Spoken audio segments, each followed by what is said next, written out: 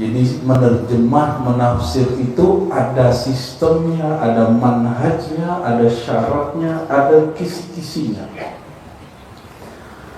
Dan Al-Quran tidak boleh sama sekali disentuh dengan cara yang tidak tepat. Maka Nabi SAW mengancam orang yang menafsir sesukanya dengan kalimat man qala fil Quran atau man fassara al-Quran bi ra'yi, siapa yang mentafsir Quran dengan pandangan dia, falyatabawwa maq'adahu minan nar, siap-siap tempat duduknya dari api neraka.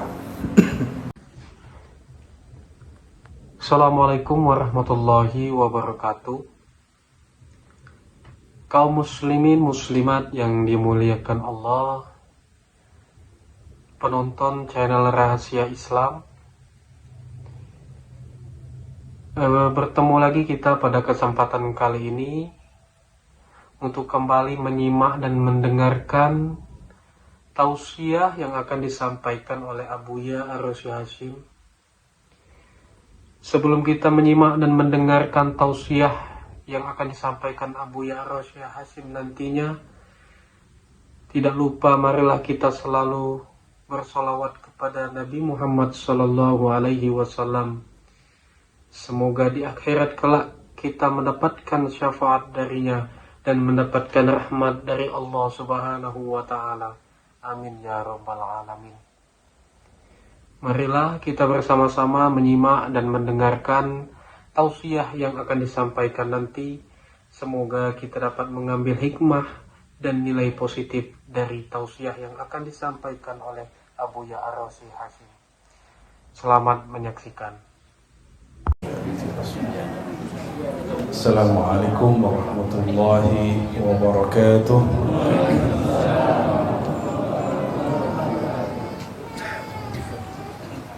Alhamdulillahilladzi aqsama bin najmi idza hawa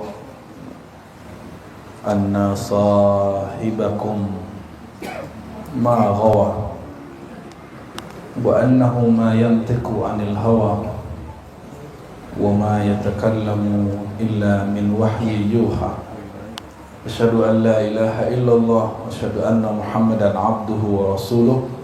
Allahumma salli ala sayyidina Muhammad. Allahumma salli ala sayyidina Muhammad wa ala alihi wa ashabihi ajma'in. Amma ba'du. Bah, sudah cakap Pak, sudah bagus. Ya. Terima kasih. Amma ba'du, puji syukur kepada Allah. Jika Dia berkehendak, apapun terjadi dengan mudah. Kalau Dia enggak berkehendak, kita berkehendak, kehendak kita pasti binasa dan kalah. Karena pada hakikatnya yang maha berkehendak hanya Allah Subhanahu wa Ta'ala. Semoga kehendak kita malam ini, kemauan kita malam ini sesuai dengan iradahnya Allah Subhanahu wa Ta'ala dan Allah ridha. Amin ya Rabbal Alamin. Dan salawat serta salam mari kita kirimkan untuk ruhani Rasulullah sallallahu alaihi wasallam, ruhil arwah al-ab al-a'zam al-akbar sayyidul wujud sayyidina Muhammad sallallahu alaihi wasallam. Bapak Ibu yang dimuliakan Allah, alhamdulillah hamba masih bisa bahasa Minang, cuma tidak pandai bahasa keturunan Bodang. Bahasa orang Siko lebih indah pula, iramanya pun lebih mendayu-dayu. Jadi kami kurang pandai bahasa orang Siko. Pak bahasa Minang Raya. Tapi karena tamu kita banyak juga dari luar, satu rombongan itu ada dari beberapa suku, bangsa dan negara. Jadi kita memilih bahasa yang lebih mudah dipahami, bahasa Indonesia ya. Kaji kita campur-campur lah. Kaji kita malam ini berkaitan dengan surat An-Najm ayat 1 sampai nanti 18 kalau sentak ya, sesentaknya ini. Ini surat tentang Mi'raj yang biasa dibaca orang, surat tentang Isra. Ya, sebelumnya mari kita baca suratul Fatihah untuk diri kita masing-masing. Semoga Allah buka qalbu, pikiran, menerima ilmu darinya, dan kita kirimkan juga untuk ayahanda rohani alam semesta Sayyidina Muhammad sallallahu alaihi wasallam, ila ruhin Nabi sallallahu alaihi wasallam, ruhil arwah wa ila anfusina wa arwahina zahiran wa batinan. Al-Fatihah.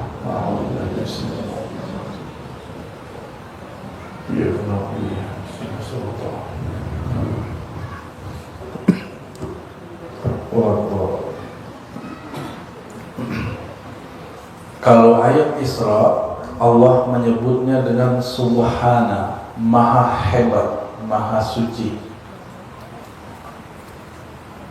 Kenapa Maha hebat, Maha suci? Perjalanan 3 bulan ditempuh tidak lebih dari 3 jam.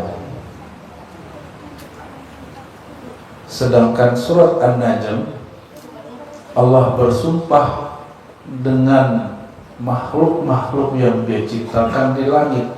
Kalau kita melihat ke langit, yang terlihat apa, Ibu? Bintang. Maka Nabi bersumpah, wan najmi, demi. Waw itu tidak berarti dan. Waw itu kalau dan, wan najmu. Tapi Allah lagi bersumpah, maka waw ini disebut waw sumpah, waw al-qasam. Waw al-qasam itu gunanya untuk menekankan bahwa ada hal penting setelah sumpah. Ada yang disumpahkan di situ. Wan najmi, demi. Jadi Allah bersumpah demi an-najm, bintang. Idza hawa, jika dia menyingsing, jika dia condong. Ma dhalla sahibukum wa ma ghawa. Ma, tidaklah, dhalla, tersesat, sahibukum, sahabat kamu, dan tidak pula dia ghawa, tergelincir. Ini untuk menegur orang yang menerjemah Al-Quran sembarangan. Banyak yang menerjemah Quran baru bisa bahasa Arab langsung jadi ustaz. Buka surat Ad-Duha, apa bunyi ayatnya? Di tengahnya wa wajadaka dhallan fahada. Coba diterjemah, wa wajada, man jadda wajada. Apa arti wajada? Mendapat. Wajadaka, mendapati engkau, dhallan, tersesat. Nah, itu terjemahannya itu. Fahada, maka Dia memberi petunjukmu. Betul, Nabi tersesat. Maka terjemahan tafsir itu berbeda dengan terjemahan harfiah.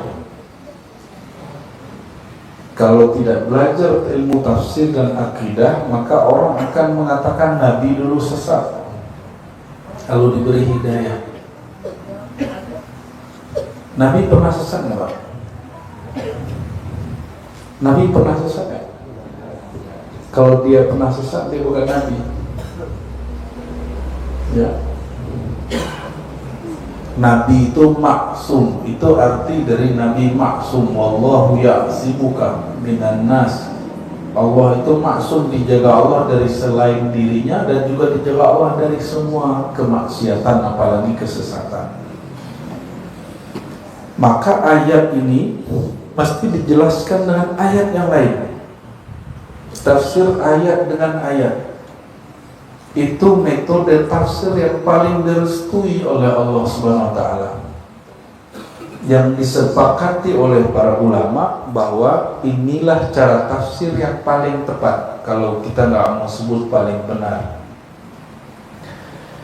Dan dia mendapatimu dalam keadaan dolan, maka dolan kalau dia tersesat, lalu bertentangan nggak dengan ayat surat An-Najm ayat 2? Demi bintang apabila ia menyingsing, ma dhalla, tidaklah tersesat sahib kamu, sahabat kamu yaitu Muhammad, wa ma ghawa, dan tidaklah tergelincir.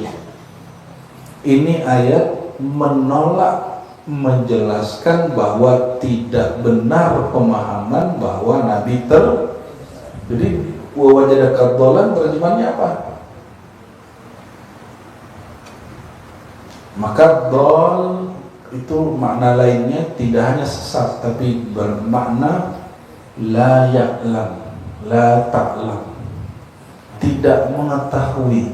Wa wajadaka dhalan, dia mendapatimu belum tahu, lalu dia memberi petunjuk ajar bagimu. Itu secara menerjemah. Jadi menerjemah, menafsir itu ada sistemnya, ada manhajnya, ada syaratnya, ada kisi-kisinya. Dan Al-Quran tidak boleh sama sekali disentuh dengan cara yang tidak tepat.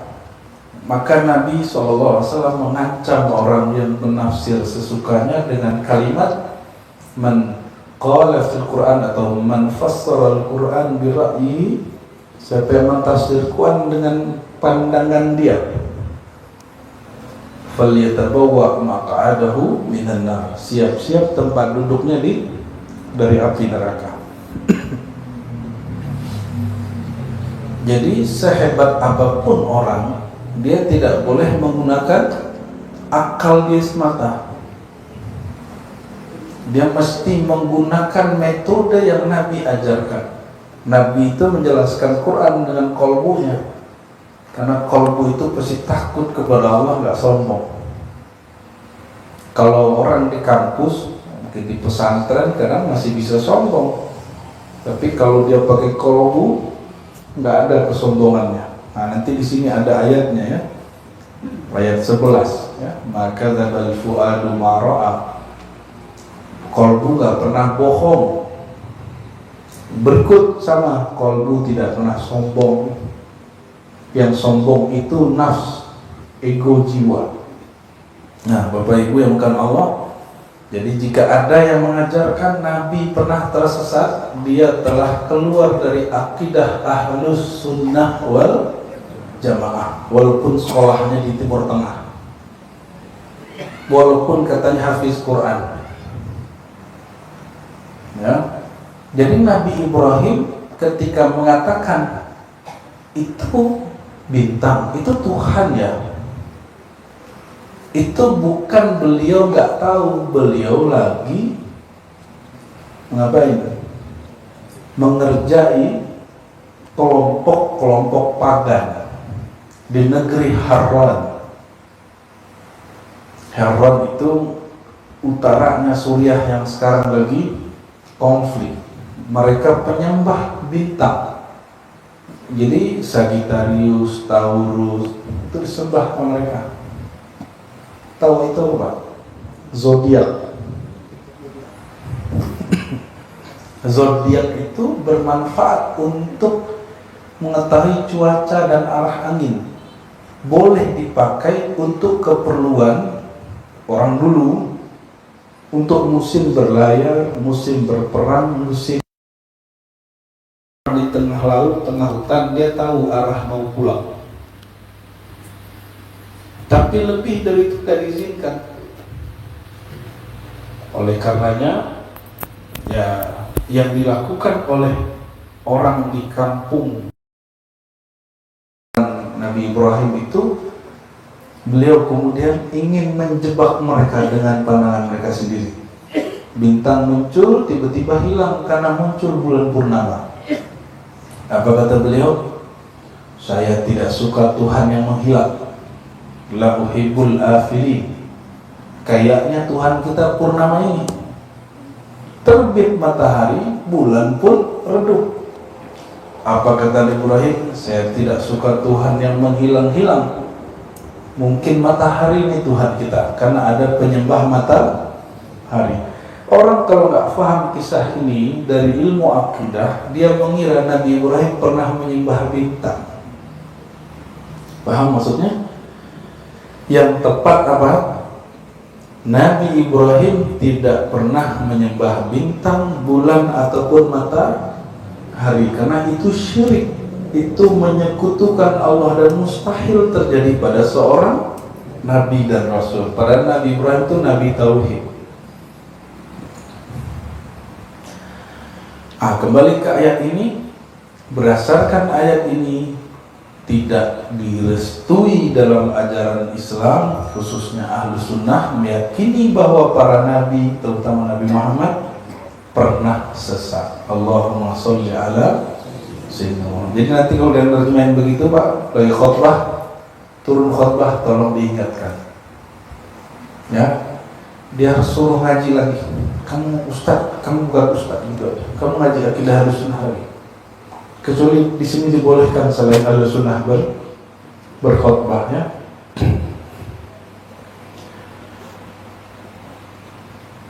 Wa ma yantiqu 'anil hawa. Tidaklah dia berbicara dari hawanya. Hawa jika pakai H, kata kerja, itu artinya menyingsing. Kalau al-hawa, kata benda, itu artinya kecenderungan buruk, kecenderungan. Beda ya bahasa Arabnya. Itu pakai H. Itu perempuan tercantik di alam semesta. In huwa illa wahyu yuha. Tidaklah dia berbicara kecuali dari wahyu yang Allah berikan bisikan. Jadi wahyu itu artinya Bapak Ibu, bisikan yang cepat masuk ke dalam fuad Nabi Muhammad, hati Nabi Muhammad sallallahu alaihi wasallam. Nah, mirip-mirip dengan ide tapi beda. Bedanya apa? Bapak ini kalau berpikir dapat ide, itu pikiran yang bekerja. Kalau Al-Quran ini wahyu ya, wahyu itu ada dua Bapak Ibu. Ada wahyu Qur'ani, wahyu yang bersifat hukum syariat. Ada wahyu yang qudsi tapi ghair Qur'ani, wahyu yang suci tapi dia bagian dari syariat. Isinya adalah kalam-kalam hakikat dari Allah Subhanahu.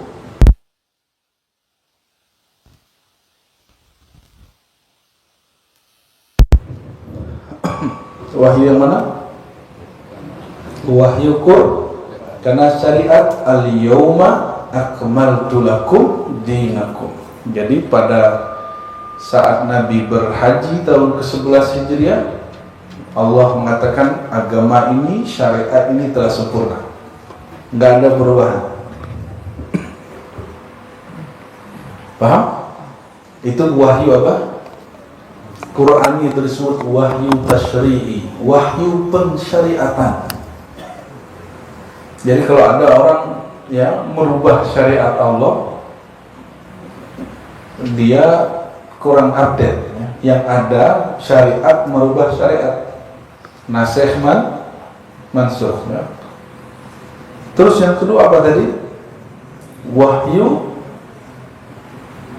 ta'rifi qudsi ya, wahyu yang berisi kemakrifatan kesucian. Contohnya Allah berkalam kepada qalbu Nabi Muhammad SAW, tapi dia nggak ada di Quran. Bapak pernah dengar hadis ini nggak? Yang sahih aja, yang gampang ke Sahih Bukhari. La yazalu abdi yataqarrabu ilayya ya bima aftaradtuhu alaihi ya. Atau hadis yang lain, ana ma'ahu idza dzakarani. Ini lebih enak. Aku bersama hambaku jika dia sebut-sebut ingat kepadaku. Ada nggak di Quran? Bismillahirrahmanirrahim. Ana ma'ahu idza dzakarani. Allahu akbar. Itu sholatnya batil itu. Tidak ada kalam ini di dalam jadi hadis ta'rifi qudsi tidak boleh dijadikan sebagai sarana ibadah.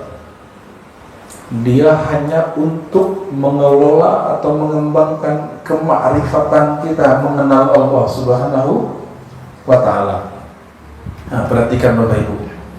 Yang pertama sudah selesai, yang kedua dilanjutkan dan diwariskan kepada para ulama. Maka ada kalimat al-ulama warasatul anbiya. Para ulama itu pewaris para nabi. Para nabi kok enggak disebut warasatul rasul, pewaris para rasul? Karena an-nabi mereka itu dapat kabar, dapat wahyu di kalbunya, belum tentu kalam Allah yang bersifat Quran. Lalu wahyu syariat Quran dia bisa dihitung 6.000-an ayat. Ini berbeda nih cara ngitungnya. Ada yang paling masyhur 6.666 ya, ada yang di bawah itu. Tapi kalau wahyu ta'rifi qudsi, wahyu kemakrifatan itu tak terhingga. Maka jangan heran Imam Tustari, Imam Junaid al-Baghdadi, Abu Yazid, Syekh Abdul Qadir Jilani, Bahauddin Naqsyabandi, Imam Syazili, Imam Tijani, imam-imam ini mereka dapat kalam ta'rifi qudsi. Mereka sering bercerita Allah berkalam ke dalam hatiku, dan itu bukan syariat. Jadi kalau ada yang ngomong gini, oh nggak ada lagi ceritanya di sini, kan syariat sudah selesai. Iya, syariat sudah selesai, tapi makrifat jalan terus. Oh, makrifat Nabi nggak cukup, no? Bukan begitu. Yang diturunkan kepadanya itu semua yang dari kolbu Nabi, diwariskan satu-satu. Kalau Pak Dato punya harato, maka yang diwariskan nanti ke anak harato. Kalau Nabi, kata beliau, nahnu ma'asyiral anbiya la nurid. Kami para nabi nggak boleh mewariskan harta, tapi kami mewariskan ilma. Innama warathu ilma. Mereka mewarisi ilmu ma'rifat. Apa artinya?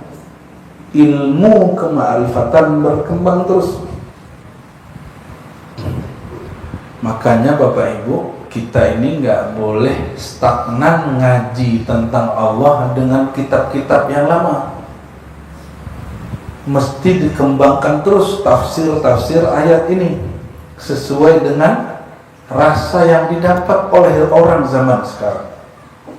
Kadang-kadang rasa yang didapat orang Arab ini beda juga sama orang kita. Ya, Tuhannya orang Arab dengan orang Minangkabau sama gak? Ya, tapi bahasanya berlainan. Allamahu syadidul quwa. Yang mengajari Nabi Muhammad itu adalah syadidul quwa. Kalau di tafsir Ibnu Katsir, syadidul quwa itu kalau diterjemahkan yang sangat kuat, yaitu Jibril. Tapi kami tidak. Kita punya imam lain yang mengartikan bukan Jibril. Jadi ayat yang kelimanya itu syadidul quwa itu Allah Subhanahu, yang maha kuat itu Allah Subhanahu. Lalu tahu dari mana ini Allah? Ada lafaz berikutnya, dzu mirratin fastawa. Dia bersemayam. Kalau istawa, siapa yang bersemayam? Allah apa malaikat? Allah apa malaikat? Allah.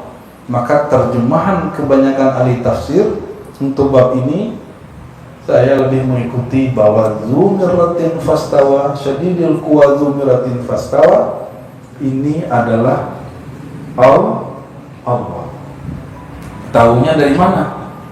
Surat At-Taha, Ar-Rahman 'alal 'arsyis istawa. Allah yang Maha Rahman bersemayam di atas arsy. Nah, bersemayam itu hanya Allah yang tahu maknanya.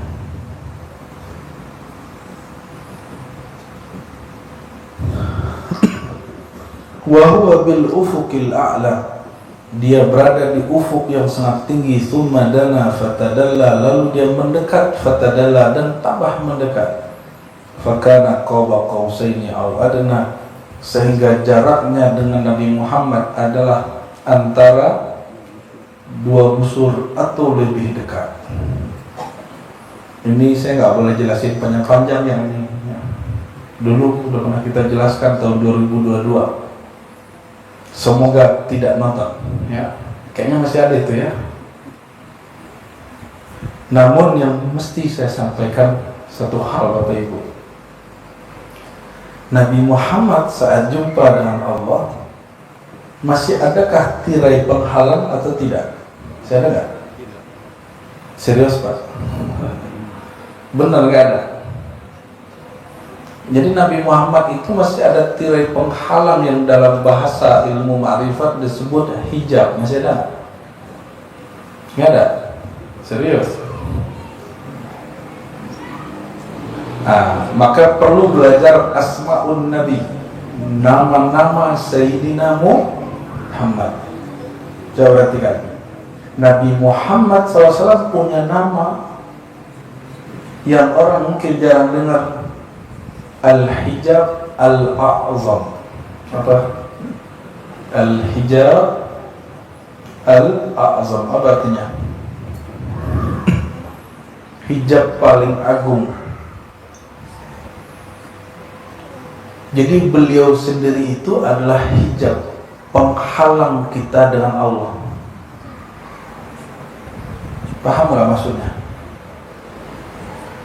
Artinya beliau itu sendiri adalah tapi hijab, kalau itu istilah ulama dulu, kalau bahasa saya enggak. Saya menyebut beliau al-hijab al-aqrab, hijab terdekat dengan Allah Subhanahu wa taala. Jadi Sayyidina Muhammad SAW itu pun terhijab dengan Allah, tapi hijabnya paling tipis. Kalau tidak ada hijab, nanti orang nggak tahu mana hamba, mana Tuhan. Makanya orang mengatakan dirinya Tuhan karena tidak mengerti kaidah Ahlus Sunnah dalam bermakrifat. Jadi kalau lah tinggi gajinya, dia jadi Tuhan gaji. Itu tidak sembahyang kalian, karena sembahyang itu Tuhan. Tapi ini kalau letaknya makan yo, birahinya kepolisi kawin yo. Seharusnya kalau letaknya gaji, kawan-kawan ngecek tidak sembahyang tuh. Kan aku lah dalam diri aku Tuhan. Sejak bila itu Tuhan makan. Kan itu menghina Tuhan itu. Giliran dia birahi, dia bersyahwat, dia masih kawin. Seharusnya kalau Tuhan, jangankan Tuhan, malaikat pun tidak punya syahwat, syahwat kebinatangan. Syahwat malaikat itu syahwat nuraniyah. Syahwat nuraniyah itu zikir, sholat, ngaji. Ini sebagian udah makan belum? Ada yang belum makan kan? Karena nunggu. Itu asbab syahwat rohani, syahwat nurani.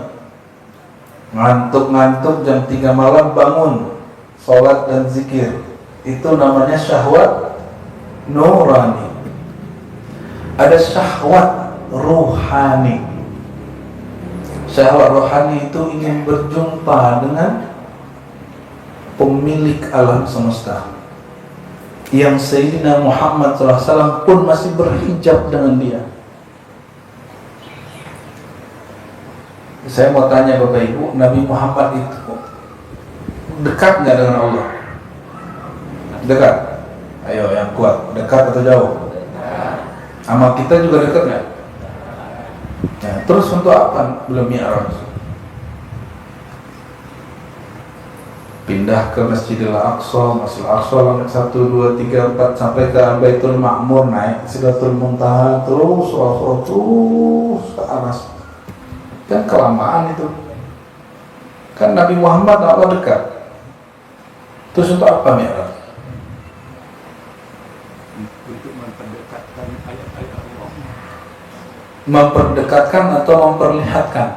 Nah, pas itu. Linuriyahu min ayatina, untuk memperlihatkan ayat-ayatnya, bukan untuk menambah dekat. Sayyidina Muhammad SAW paling dekat, tidak ada yang lebih dekat. Ini dalilnya, nanti lihat di rumahnya, surat ke-53 ayat 9 dan 10, ayat 8 dan 9, 10. Maaf ini karena perjalanan jauh jadi kena virus juga dikit, tanda masih manusia. Kalau sudah baca bismillahirrahmanirrahim dulu, alhamdulillah. Jadi supaya bisa ceramah malam ini, saya mengkonsumsi sirih sampai 5. Jadi mulut ini kayak ketahan sama apa namanya, getahnya sirih. Jadi mohon maaf. Thumma dana fatadalla.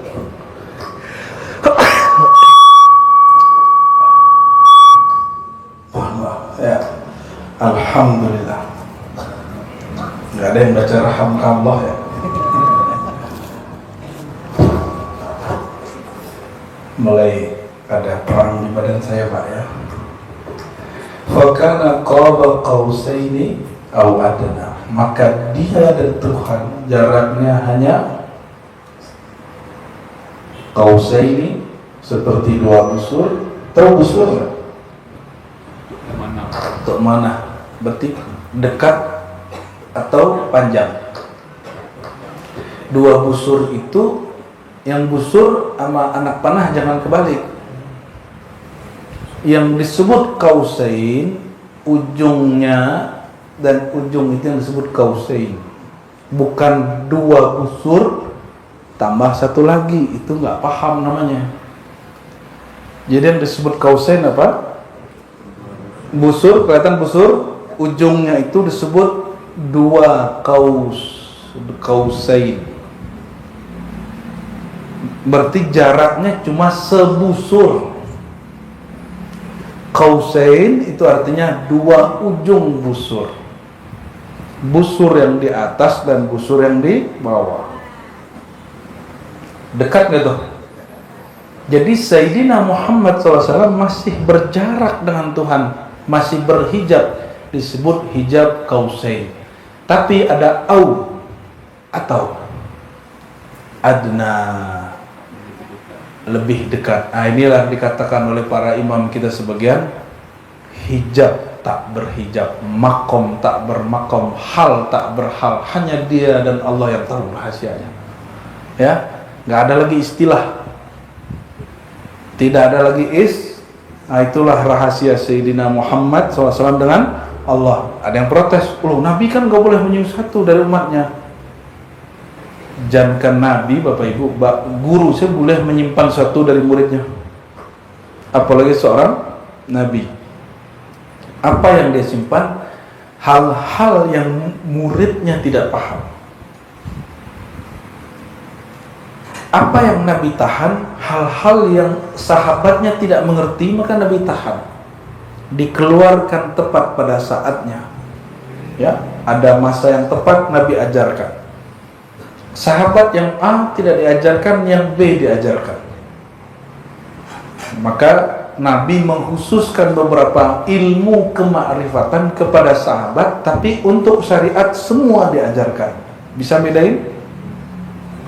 Ya, jangan salah paham. Jadi Nabi itu mengkhususkan sahabat kemakrifatan, bukan syariat. Kalau syariat semuanya rata diajarkan, namun daya tangkap para sahabat yang berbeda-beda.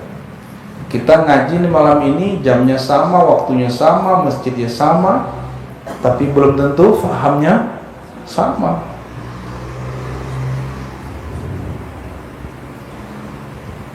Jadi Nabi masih terhijab dengan Allah? Terhijab.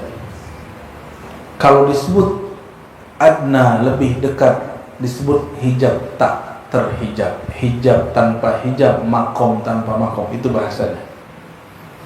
Maka ada ayat yang disebut nurun ala nur, cahaya atas cahaya, itu maksudnya sama. Satu uslub namanya, satu metode, satu gaya.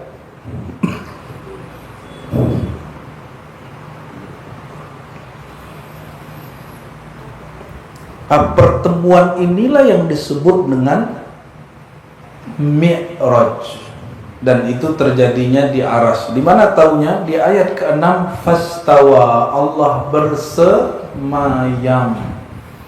Ayat ke-6 disebutkan, ayat ke-5 Allah mengajarkan Nabi Muhammad dialah yang maha kuat. Ayat ke-6-nya Allah beristawa, dan ayat ke-9-nya disebutkan antara Sayyidina Muhammad SAW dan Allah hanya dua ujung busur, bukan dua busur, dua ujung busur. Sangat dekat atau tidak? Sangat dekat. Lalu auha ila abdihi ma auha, dan ini memperkuat bahwa yang dimaksud bukan Jibril. Maka dia mewahyukan ila abdihi, ya. Di sinilah pertemuan ayat ini dengan surat Isra. Al-Isra, subhanalladzi asra bi abdihi. Maha suci, maha hebat Allah yang memperjalankan si hamba, sang hamba. Di sini fa'auha, lalu dia mewahyukan, membisikkan ila abdihi, kepada si hamba. Yaitu siapa hamba itu? Mohon maaf, bagi kita nama hamba mungkin biasa, tapi dalam struktur bahasa Arab, ayat ini nilai bahasanya, kata hamba itu tingkat tertinggi seorang kekasih kepada Allah Subhanahu wa ta'ala. Jadi yang dapat wahyu itu cuma hamba. Yang dapat warisan para nabi itu hanya orang yang sampai makom kehambaan kepada Allah. Jadi sampai hari ini yang kita sebut wahyu ilhami, ilham itu hanya diberi Allah kepada orang yang mewarisi sifat kehambaan Rasulullah SAW. Ma kadzabal fuadu ma ra'a, tidaklah berbohong fuad, ya, apa yang dia lihatnya. Si fuad, apa arti fuad? Kolbu itu punya sentral namanya fuad. Hati itu punya sentral, punya kolbu lagi namanya apa? Fuad. Bolehlah kita sebut jantungnya kolbu, namanya apa tadi? Si fuad, si kolbu, boleh diterjemahkan begitu. Si hati tidak pernah berbohong. Yang berbohong ini, ya, yang keliru ini, pandangan mata boleh keliru, pandangan pikiran boleh keliru, rasa perasaan boleh keliru, tapi kalau rasa yang tumbuh dari fuad, dari kolbu, dia tidak pernah bohong.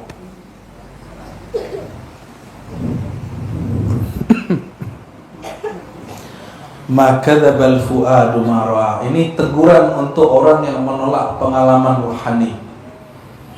Kolbu fuad tidak bohong apa yang dia lihat. Maka ada orang yang betul-betul mengalami pengalaman pandangan rohani, ada yang mengangan-angankannya. Ya, yang berangan-angan itu yang disebut kasyaf syaitaniyah, angan-angan setan. Kalau bahasa anak muda hari ini halu, ya. Tahu halu? Itu nggak ada, tapi dia pikir-pikirkan, dia bayang-bayangkan. Tapi kalau fuad ada, maka orang ahlus sunnah nggak boleh menolak pandangan kolbu. Setiap kali pandangan goib ditolak, setiap kali pengalaman rohani ditolak. Enggak begitu. Kalau ingin membersihkan ahlus sunnah, mulai dari fuad. Dan mulai dari fuad itu hanya dapat dibersihkan dengan ilmu bertasawuf. Nggak ada di ilmu fikih. Coba buka kitab fikih dari bab awal toharoh bersuci sampai bab jihad, nggak ada bab kolbu. Yang katanya nih ahli suka debat akidah Ahlussunnah lawan Wahabi, udah bagus, cuma kolbunya harus dibahas juga. Yang bahas kolbu hanya ulama ahli tasawuf. Dan saya sampaikan ke kawan-kawan para pendakwah, jangan malu menyebut tasawuf. Kalau Anda malu sebut tasawuf, lalu jamaah Anda mungkin nanya sama siapa? Kalau ustadz segan takut dengan jamaahnya, lalu jamaah takut kepada Allah, gimana caranya? Ya, jadi ustadz tuh nggak boleh ada urat takutnya kepada jamaah. Guru ngaji, ustadz, pendakwah, mursyid, syekh, buya, dia nggak boleh ngikutin selera kebanyakan orang. Itu yang disebut di Quran. Jika engkau mengikuti kebanyakan manusia, mereka akan menyesatkanmu. Surah Al-An'am itu ya. Yudilluka sabili. Mereka akan menyesatkan engkau. Nah, dia harus punya fuad. Fuad inilah yang kata Nabi, istafti qalbak, minta fatwalah ke dalam si fuad, bukan ke sini. Kalau pikiran boleh salah, tapi kalau si fuad tidak pernah salah. Namun hati-hati, fuad ini dia memutuskan hal yang boleh diputuskan. Kalau mau menentukan malam Ramadan tanggal 1, pakai fuad atau pakai ru'yatul hilal. Jadi pengurus gak usah pusing Bapak Ibu, jangan sok-sok penting kalau ngomong itu. Mohon maaf, saya udah banyak ketemu pengurus sok penting. Ini mau dibawa kemana nih umat ini? Kenapa ilmu Muhammadiyah berlainan ini? Terus kenapa urusannya apa itu? Ulama berbeda itu biasa. Tapi kalau ingin menyelesaikan masalah, ikuti sunnah Nabi Muhammad SAW. Apa kata Nabi? Sumu liruyati, puasalah dengan melihat bulan, bukan dengan menghitung. Tapi kalau saya mau hitung boleh, silakan. Tapi nggak ikut sunnah.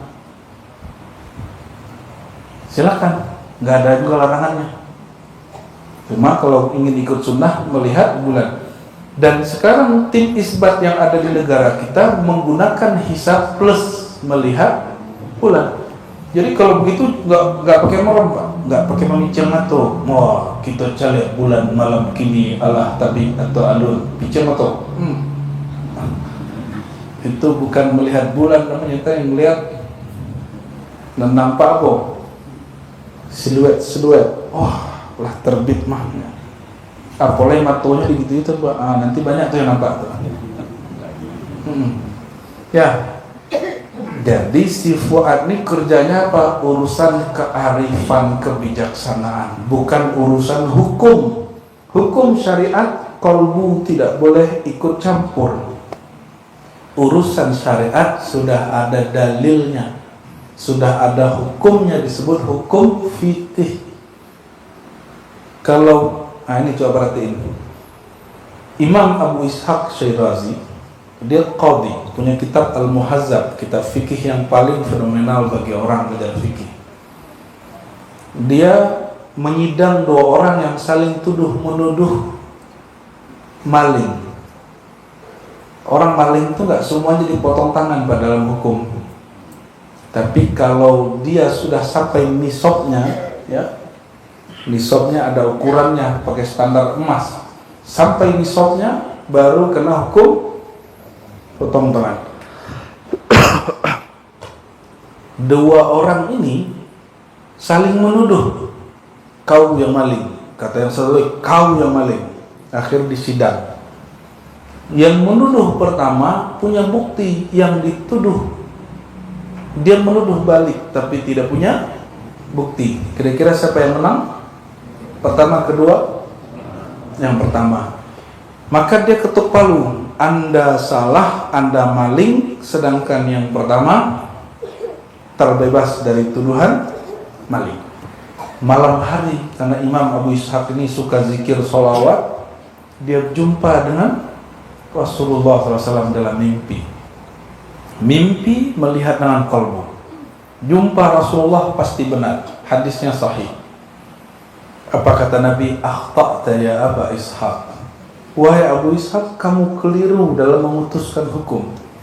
Yang pertama bawa bukti palsu, yang kedua tidak pandai bicara, buktinya tiada. Pagi-pagi dia bangun habis sholat subuh, dia buat kultum. Bapak Ibu, apa kata beliau? Barusan saya mimpi. Habis ngapain? Menentukan orang yang menuduh dan dituduh, dan ternyata yang ditetapkan potong tangan, dia tidak maling. Kata Rasulullah kepadaku, engkau salah wahai Abu Ishaq. Terus kira-kira Abu Ishaq batalin nggak keputusan pengadilan kemarin? Ya? Kalau orang ngerti hukum syariat, tidak boleh dibatalkan. Kata Abu Ishaq, meskipun aku jumpa Rasulullah SAW dengan kolbuku, tapi urusan ini walaupun benar, tidak boleh membatalkan hasil pengadilan. Paham situ? Jadi kita nggak boleh berhukum dengan hukum kolbu. Kolbu ini dia babnya ma'rifat, mengenal Allah Subhanahu wa Ta'ala. Jangan bawa-bawa ke ranah hukum. Sebagaimana pikiran ini nggak boleh dibawa ke ranah nggak mungkin tuh loh. Nah, Bapak udah jumpa Rasulullah belum? Mimpi? Belum? Mungkin. Kok tahu? Doa. Kalau kawan apa ada yang mimpi, mungkin gaknya bohong? Mungkin. Ya, kata kawan kami ya Pak, mustahil mimpi Rasulullah. Jaraknya dengan kita sudah 1400 lebih. Kiranya kawanku punya standar. Jika dia tidak mengalami, maka tidak mungkin. Jika dia tidak tahu, berarti tidak ada. Ya. Banyaklah orang begitu ini. Nah, terakhir disebutkan di situ, afatumarunahu ala ma yara wa laqad ra'ahu nazlatan ukhra inda sidratil muntaha indaha jannatul ma'wa. Nah, dari ayat 11 sampai ayat ke-18 itu cerita jumpa dengan Jibril, melihat sidratul muntaha, melihat sorga jannatul ma'wa, dan lain sebagainya. Jadi surat An-Najm ini dapat melerai perdebatan ulama apakah Nabi jumpa dengan Allah atau tidak. Dijawab di surat An-Najm. Disebutkan di situ walaqad ra'ahu nazlatan ukhra. Nabi SAW pernah melihat Jibril dalam rupa aslinya 2 kali. Salah satunya waktu beliau sedang Mi'raj. Di mana kelihatan? Di Sidratul Muntaha. Sidrah, Bapak Ibu, sidrah itu pohon yang daunnya seperti telinga alfil, telinga gajah. Itu telinga, isinya bukan, jangan bayangkan itu daun. Pohon di sana bukan pohon-pohon kayak di bumi. Pohon di sana itu seperti kalau Bapak Ibu lihat daun itu ada ininya enggak? Batangnya nggak, ada uratnya nggak. Di sana tulisannya cuma 2, kalau nggak nama Nabi Muhammad SAW, kalau tidak nama kita berikut takdirnya. Jadi masing-masing kita Bapak Ibu itu ada daun sendiri di sana. Disebut Sidratul Muntaha, dedaunan yang pohonnya paling tinggi, muntaha paling ujung alam semesta. Kalau orang-orang buat film dia sebut tree life, gitu ya, pohon apa? Life tree, apa ya, gitu ya, asyajaratul haya, pohon kehidupan. Kalau kita sebut juga pohon takdir, pohon apa? Pohon takdir. Di samping Sidratul Muntaha ini, jangan bayangkan Sidratul Muntaha itu kecil, dia seluas langit. Di sampingnya ada surga. Jadi di manakah surga? Surga itu di atas langit dan sejajar dengan Sidratul Muntaha. Oke? Jadi kalau nyari surga kemana? Kalau nyari surga ke Sidratul Muntaha, sampingnya pasti ada surga. Di atasnya ada namanya kursi. Wasi'a kursiyyuhus samawati wal ardh. Maha luas kursi Allah yang meliputi langit dan bumi. Jadi bumi dan langit digabung, itu hanya satu titik di kursi Allah. Kursi bukan ini, Pak.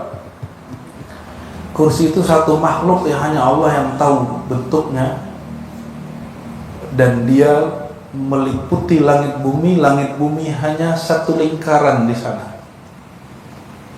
Di atas kursi baru ada tangga menuju aras disebut raf-raf. Di atas raf-raf baru ada namanya aras yang Allah istawa bersemayam. Dan hanya dia yang tahu maknanya, kita nggak wajib mengetahui maknanya. Gak usah ditakwil-takwil. Kalau mau takwil ada ilmunya. Kalau orang awam gak usah takwil, percaya saja kepada Allah Subhanahu wa ta'ala. Dan ini juga dalil bahwa di atas sorga ada sorga. Sorga tertinggi namanya Al-Firdaus. Kata Nabi, disitulah engkau jumpa Allah setiap pagi dan petang. Tapi dari pagi kepada petang 500 tahun, petang kepada pagi 500 tahun, maka sehari semalam 1000. Artinya jarak kita jumpa dengan Allah per 500 tahun itu lama atau sebentar? Ya, lama atau sebentar? Pak Haji kok kalau tidak pulang ke ruang rumah sebarang hari pada lamu. 3 hari mulai rindu tuh tumbuh. Seminggu gue juga Pak Haji. Qawi yang syadid. Seminggu 7 hari dibandingkan 500 tahun, Mbak, kira-kira mabuk, Mbak. Di saat orang-orang mabuk rindu kepada Allah, disitulah barulah diberi orang-orang itu nikmat kawin makan, jalan kawin makan gitu.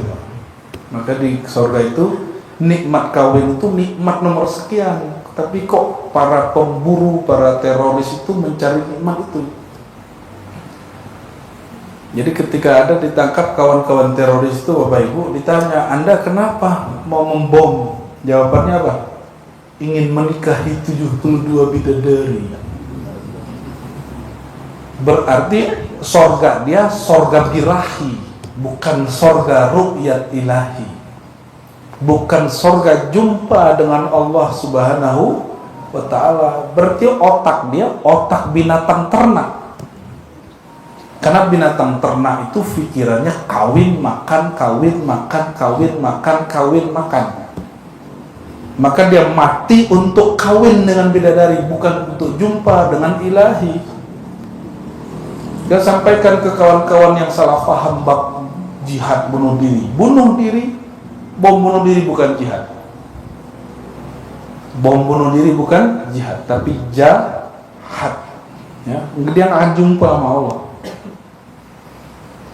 Oleh karena itu Bapak Ibu yang memakan Allah, ketika Nabi mengatakan begitu, beliau sebelum meninggal Allah naikkan ke aras dan jumpa.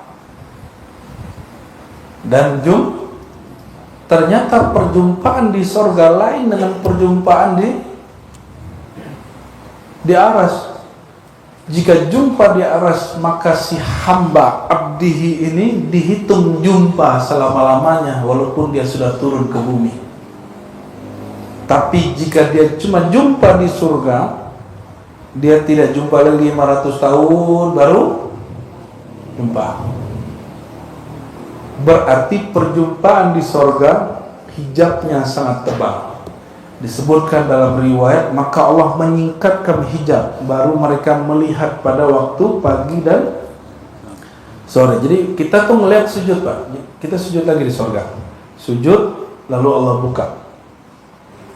Ruh setiap orang yang masuk surga Firdaus hanya surga Firdaus. Itu memandang kepada Allah Subhanahu wa taala.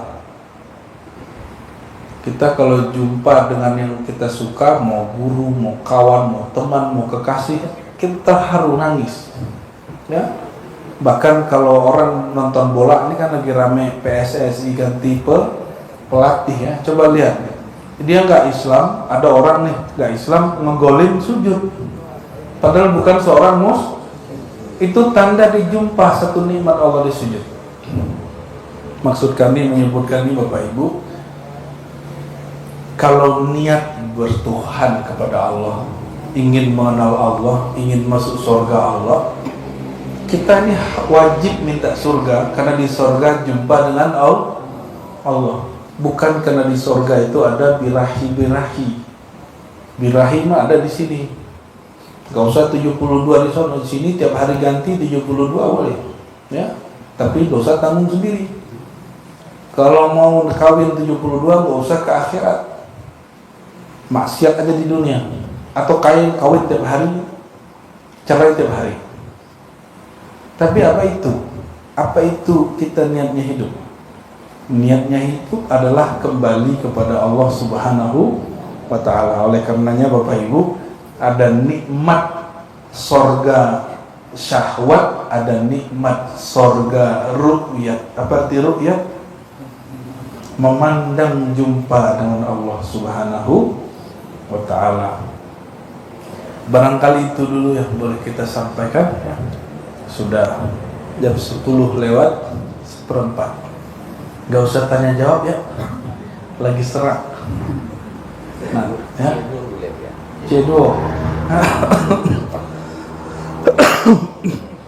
Jadilah untuk Pak Haji dan jamaah Balai Cacang. Nah, Bapak Ibu yang baru kesini nih, gang-gang kesini itu banyak rumah adat. Itu kampung adat. Jadi banyak rumah gadang dan adatnya masih kental. Ya, semoga para nenek mama, umaro, ya ulama di sini mereka bersinergi dan mempertahankan warisan orang-orang tua kita terdahulu. Amin ya rabbal alamin. Langsung to the point. Siapa yang nanya? Semoga nggak ada. Pak Haji nanya. Alhamdulillah. Tapi bisikan dan. Tapi paham nggak? Paham nggak? Kita simpulkan dulu ya, biar nanti kalau itu langsung. Jadi kesimpulannya pertama, ayat Isra itu di surat 17 ayat 1. Lafaznya subhanalladzi asra bi. Sedangkan ayat Mi'raj itu surat An-Najm ayat 1 sampai 18. Ini ada yang masih kuliah atau santri nggak? Nah, dulu amalan saya untuk kuat hafalan itu setiap habis subuh baca ayat ini. Itu ijazah dari guru-guru bahwa ini memperkuat paham, bukan hanya hafalan, pahamnya akan kuat. Baca surah An-Najm 1 sampai 18. Nah, yang masih punya anak, apakah sekolah ataupun nyantri, kasih ini. Atau yang masih suka ngaji, kok orang paham, saya nggak paham. Baca ayat ini setiap habis subuh. Lalu doa, ya Allah, berkat ayat ini bukakanlah mata hati dan pikiranku untuk faham makrifat kepada Engkau. Insya Allah diberi itu ya. Nah, ini amalan kami dari kecil, belum balik masih kelas 4 SD Pak, sampai selesai kuliah ya. Nah, kini jarang baca. Oke, cukup ya. Itu yang pertama. Yang kedua, ayat Isra hanya menceritakan perjalanan dari Makkah ke Al-Quds.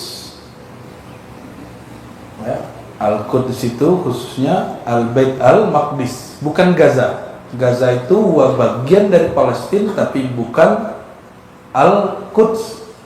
Ya, kita doakan saudara-saudara kita di sana Allah ridhoi yang syuhada, yang selamat, diberikan kebebasan oleh Allah SWT. Amin ya. Terus yang berikut, yang ketiga, Bapak Ibu, ini ayat menjelaskan tentang kaidah bahwa menafsirkan ayat yang terbaik adalah dengan ayat yang lain, ya. Di situ juga dijelaskan bahwa Nabi tidak pernah sesat. Nabi selalu dijaga dari kesesatan. Dan terakhir, perjumpaan dalam Isra Mi'raj, perjumpaan yang dari awal Makkah sampai ke Sidratul Muntaha dengan Jibril. Tapi setelah itu berjumpa dengan Allah. Maka kita belum kisahkan tentang itu. Ikuti saja kalau masih ada majelis besok. Nggak tahu di mana, nanti kita lanjutkan hadisnya, ya. Barangkali itu Bapak Ibu, semoga bermanfaat. Wallahu a'lam bishawab. Lah tuh Pak Haji. Ya. Ya. Aduh ya Pak. Alhamdulillah. Tapi berbeda dengan tema dia ya. Ini masalah haram. Dan kami laki-laki ini akan kalau bepergian, apalagi yang suka pakai sepatu, biasanya setiap WC lah kan buaya ketek kan diulang balik. Ya kebiasaan kayak gitu ya. Ya. Pertanyaannya sini kok, umumnya kita ke Padang ya. Nah, ketika kita sampai di jalan, kita ingin buaya ketek. Kemudian kita niat kasar di saat itu sampai kita ke Loh, Padang.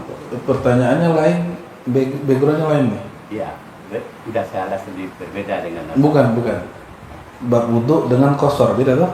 Iya, ketika kita berwudu itu kan kita bermaaf pakai kaki, kemudian kan sepatu nanti pakai lagi kan. Oke. Basah. Diusap maksudnya. Ya, basah ya. Baik. Ini pertanyaan fikih, ya. Saya sebenarnya nunggu pertanyaan tentang ilmu ma'rifat. Tapi kalau fikih, sebenarnya yang jago nih depan saya ini ahli fikih. Iya. Bapak Ibu, kalau laki-laki atau perempuan sama, di hadis disebutkan boleh al-mashu alal khuf, mengusap khuf. Khuf ini alat tutup kaki, tapi boleh juga diartikan sepatu yang ada kaos kakinya.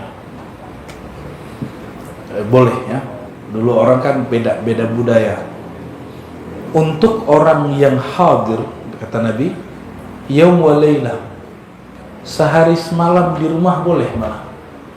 Tapi untuk orang safar 3 hari harus copot. Jadi jangankan Bapak dari Payakumbuh ke Padang, ya, berarti sudah safar toh, dia 3 hari boleh nggak copot. Tapi sebelum memakai sepatu mesti berwudu dulu. Dan ketika sholat kaos kakinya nggak dicopot. Tapi kalau dicopot wajib menyiram semuanya. Gitu ya. Oke. Sudah oke? Ya. Assalamualaikum warahmatullahi wabarakatuh. Assalamualaikum. Jadi apa yang diterangkan oleh Ustaz tadi, masalah Isra Mi'raj yang dasarnya surah An-Najm 1 sampai 18.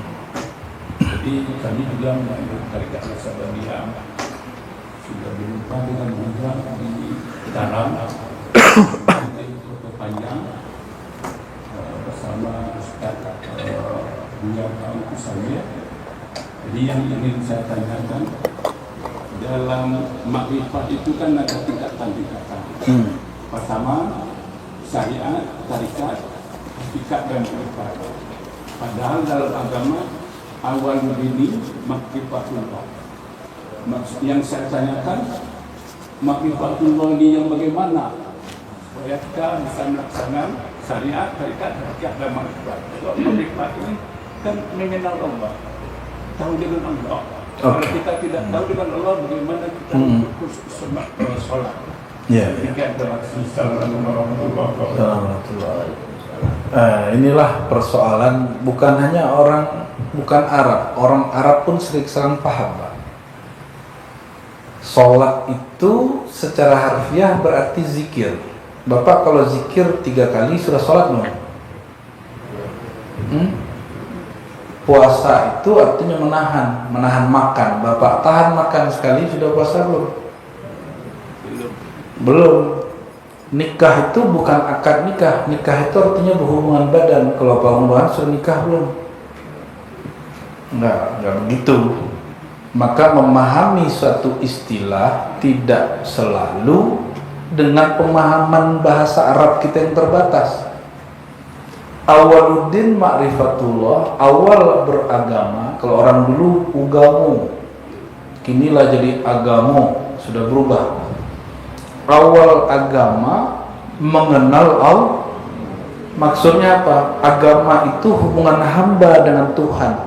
Kalau kita ingin beragama, kenali Tuhannya, maka disebut ma'rifatullah. Dan ma'rifat itu bertingkat-tingkat. Ada ma'rifat anak kecil, ada ma'rifat orang berakal, ada ma'rifat ahli qalbu, ada ma'rifat ahli rohani.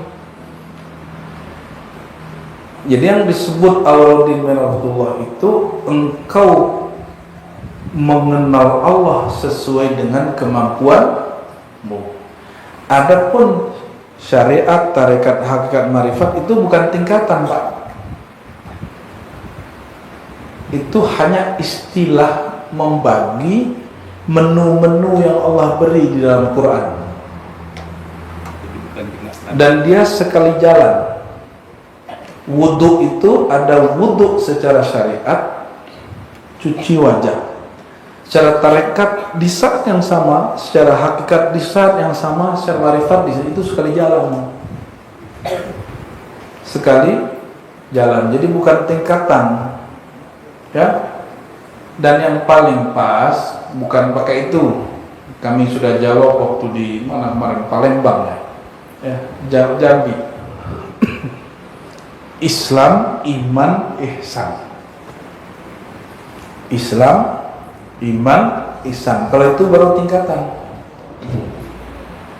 Islam beragama secara zahir, iman beragama secara akal yang tasdik dengan qalbunya, sedangkan ihsan beragama dengan qalbu yang memandang kepada ruh qalbunya, yaitu lalu memandang kepada Allah Subhanahu wa ta'ala.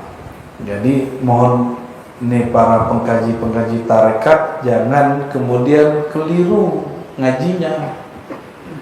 Ya, nanti ada orang membid'ahkan, Pak. Orang musuh Nabi gak ada tuh syariat tarekat akhir marifat. Bapak mau jawab apa? Ya, paling gampang Islam, iman, ihsan. Islam lahirlah ilmu fikih, kata orang ngomong. Iman lahir ilmu akidah, ihsan lahir 3 ilmu sekaligus, tarekat, hakikat, marifat. Gitu Pak ya. Kelah tuh, kalah dulu.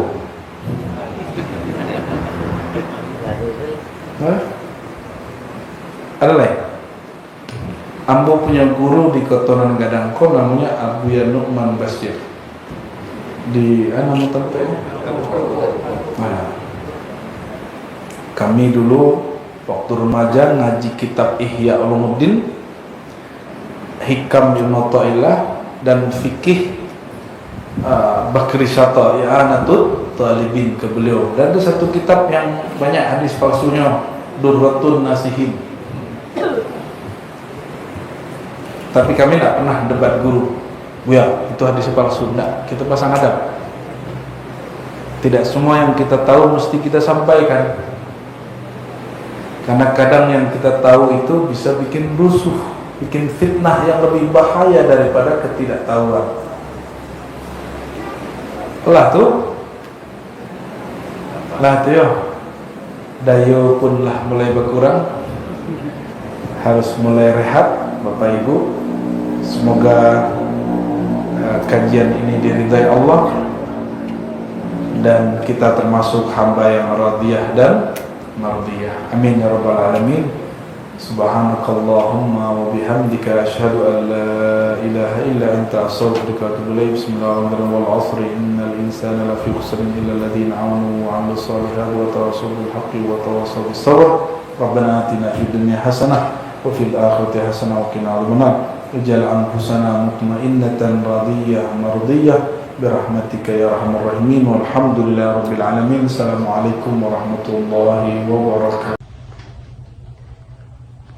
Baiklah, telah kita saksikan tadi secara bersama-sama tausiah yang telah disampaikan oleh Abu Ya'ra Syekh Hasyim.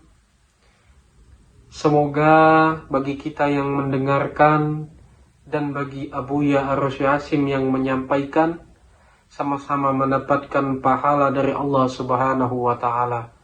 Semoga apa yang telah kita dengarkan dan kita simak bersama-sama tadi dapat menambah ilmu pengetahuan kita dan semakin mendekatkan diri kita kepada Allah Subhanahu wa taala. Amin ya rabbal alamin. Dari tausiah yang telah disampaikan oleh Abu Ya'ra Syekh Hasyim tadi dapat kita ambil kesimpulan dan juga ilmunya bahwasanya jangan sampai kita terlena oleh kenikmatan dunia hingga sampai meninggalkan kewajiban kita dan meninggalkan perintah dari Allah Subhanahu wa taala. Marilah kita selalu bersama-sama menjaga diri kita agar tidak terlena terhadap kenikmatan dunia dan selalu berusaha untuk mendekatkan diri kita kepada Allah Subhanahu wa taala. Semoga kita termasuk umatnya yang selalu mendapatkan syafaat dari Rasulullah Sallallahu Alaihi Wasallam dan juga selalu mendapatkan hidayah serta rahmat dari Allah Subhanahu Wa Taala. Semoga apa yang telah kita dengarkan tadi dapat menjadi ilmu dan juga bermanfaat bagi kehidupan kita dan tentunya semakin mendekatkan diri kita kepada Allah Subhanahu Wa Taala. Sekali lagi kami ucapkan terima kasih yang sebesar-besarnya bagi penonton yang telah mensupport channel Rahasia Islam ini dengan mensubscribe, like, dan share. Karena dengan bantuan dan support penonton sekalian, kami semakin bersemangat untuk selalu menyebarkan konten-konten yang insya Allah akan memberikan ilmu serta manfaat bagi kita semua. Sekali lagi kami mohon apabila konten kami memberikan manfaat dan juga ilmu serta nilai-nilai positif, mohon bantuannya untuk subscribe, like, dan share, karena dengan melakukannya kita sama-sama telah menyebarkan kebaikan untuk sesama umat manusia.